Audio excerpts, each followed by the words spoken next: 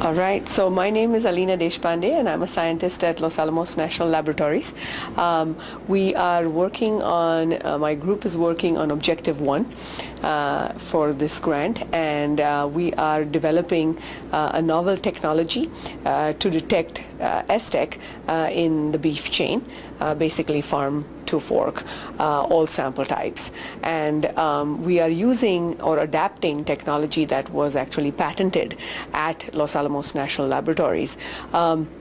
The significance of this technology is that we are able to screen large numbers of samples using this technology fairly rapidly, and we can also screen a single sample for multiple different pathogens at the same time. So it's a simultaneous screening, and so as a result, this is called a multiplexed high throughput assay that we're developing.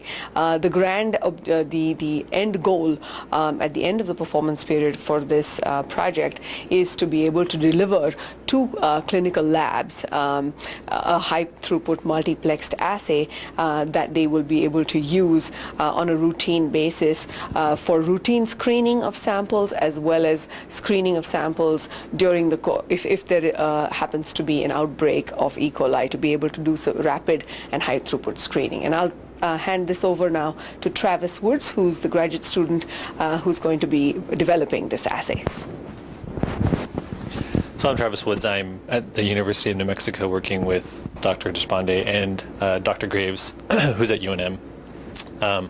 So far we've developed this assay using primers from a paper published by Dr. Nagaraja, and we've developed the assay so far that we've gotten positive detection of multiple serogroups with a few outlying here and there, but we're actually working with Dr.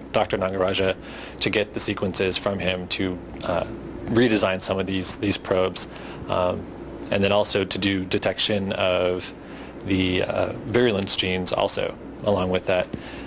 We're also working on another SNP-based assay, which is using the same technology, but looking at different targets and using single nucleotide polymorphisms to detect different serogroups that are non-STEC producing and STEC producing, from a paper published by Dr. Bono.